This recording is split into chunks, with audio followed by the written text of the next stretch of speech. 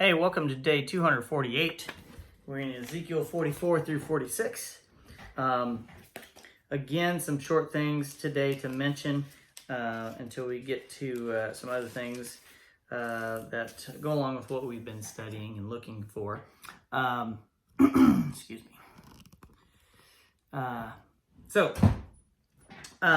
We have a few sevens here, and most of it's just repetition of the ceremonial stuff.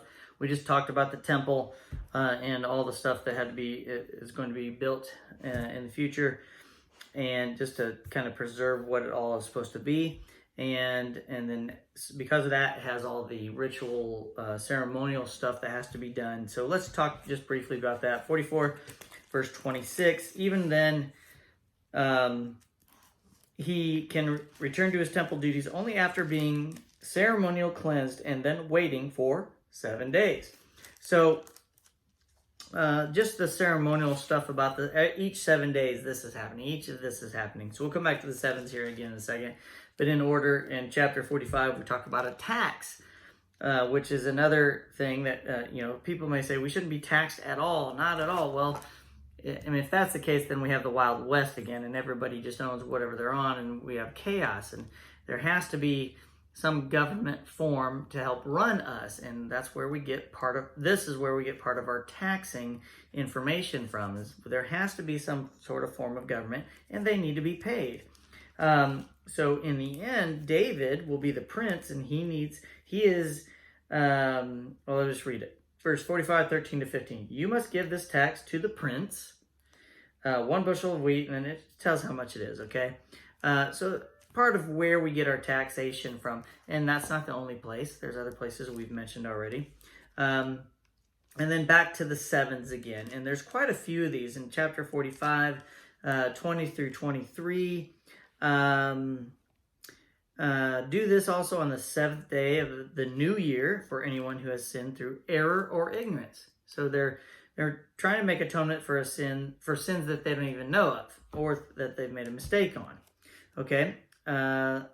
Verse 21, on the 14th day of the first month, you must celebrate the Passover. This festival will last for 7 days. We already knew that.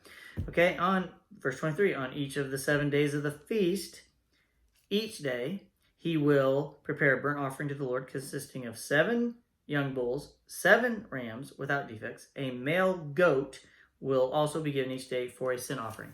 So I want to point out that stuff. And one last thing, that when Christ comes, he's going to separate the sheep from the goats.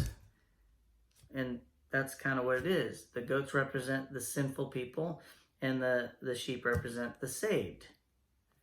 Okay, the innocent people. Well, they're innocent because of what Christ did, and they follow Christ. So the goats represent all the sin, and they will be thrown into the pit. And then the last thing, 46:4, and there's other sevens in there. I didn't mention all of them. I've written them down. You should write them down too. 46:4, each Sabbath day the prince will present the Lord a burnt offering of 6 lambs and 1 ram, with no defects. What was that point? Is that on the Sabbath day, that's a 7.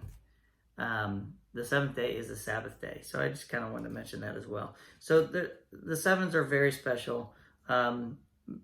Sometimes we might not think they're that big a deal, but most of the time it's meant for something very special. So it's a cool number, and hopefully you continue your list. That is your day 248. Stay tuned. I mean, it's going to ramp up here pretty soon. You're probably going to have lots of questions, so send them my way. Day 248. I'll see you tomorrow.